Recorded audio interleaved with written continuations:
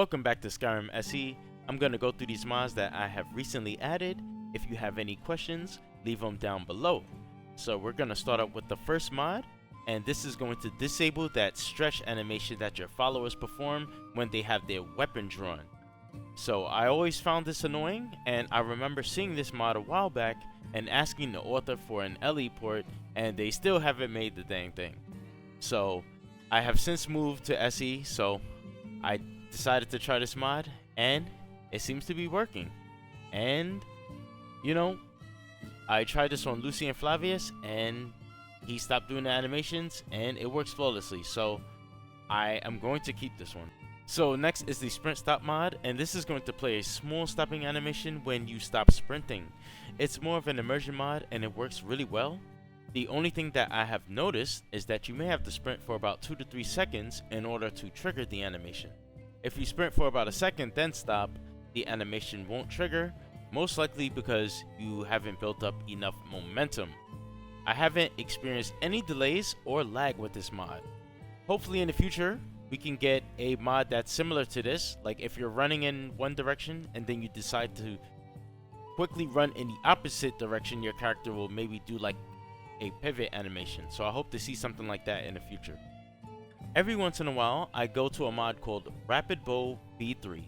I could never get this thing to work properly, but it just looks so good that I always end up just trying to mess around to see if I can get it working. So it looks really well done, but I could barely use the melee attacks with the secondary knife that you equip from this mod. And you know, most of the time when I try to use it, my character will do like some kind of taunt instead of attacking. So if you know what's causing this problem, let me know in the comments below. Next is the Jarl Han Street Fighter 4 outfit, aka the Street Fighter 5 Nostalgia outfit, and this one is a bit rough. The textures are a bit lacking, yet the file size on this mod is quite big, and it does have body slide support, and it didn't work for me though. Like when I opened it up in body slide, I generated my shapes, and then I was still as skinny as a toothpick when I was in game. So the mod does have 3BB support, and it's very modular, allowing you to add and remove the tattoos as well as separating the pants from the chaps.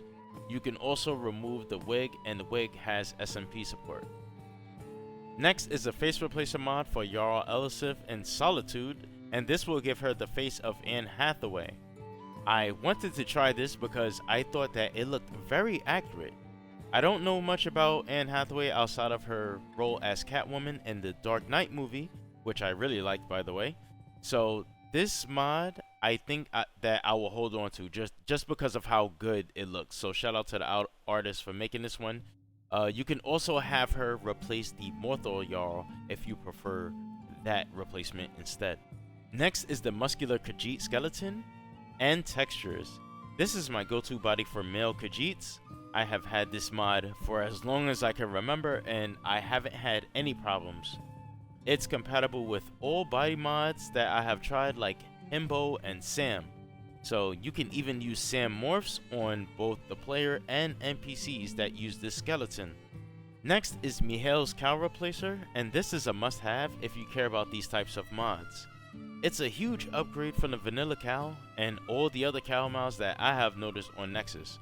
So these are very detailed, and they are fully rigged, so they will actually open and close their mouths. If you decide to download this mod, make sure to get Xdoodle's optimized textures, as you know, they make them look really well, and it's going to significantly reduce the lag and file size of this mod. Next is a mod called Kajit Has Wares, and I'm pretty sure that I covered this in the past, so I'll quickly just cover it again because I really like this mod. What it's going to do is the Kajits are going to set up more decorations in their tent, and you know, they'll have more items on display. So it'll disable once they pack up the camp, so that's really nice. They will have lots of items on display, and you can even steal some of them if you're into like role-playing as a thief. So this is going to eat your frames a bit. I definitely think I dropped down to about 20 frames per second, but you know, when you're around a Kajits, it's not going to be too much fighting or anything going on anyway, so you don't really need a lot of frames. Hopefully there's a way that we can reduce the lag, I would definitely make a patch myself, but unfortunately I cannot get the creation kit open. But still, overall, I definitely recommend this one.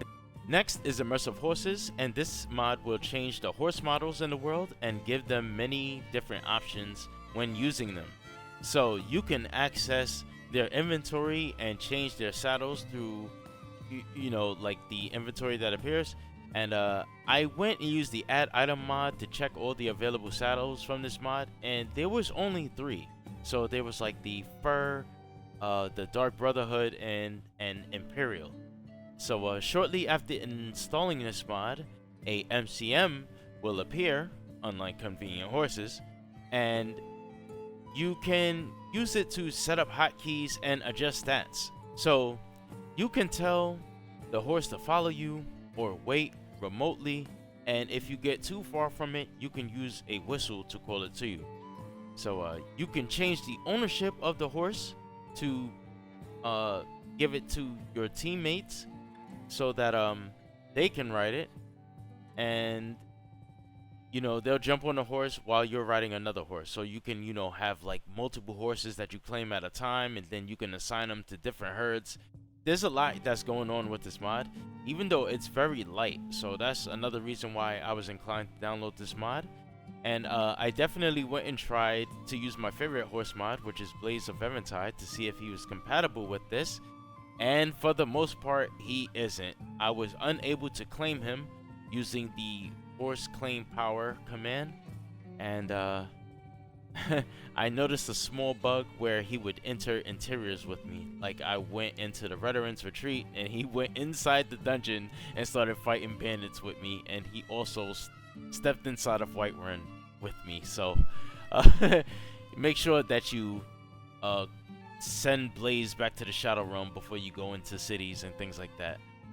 So this is most likely the best horse mod on Nexus, and I highly recommend this one. So I am going to shut down here. Leave a like on this video if you want to support me. Subscribe to the channel if you haven't already. Let me know what mods you would like me to cover in future videos. Comment them in the comment section below, and I will see you all next time.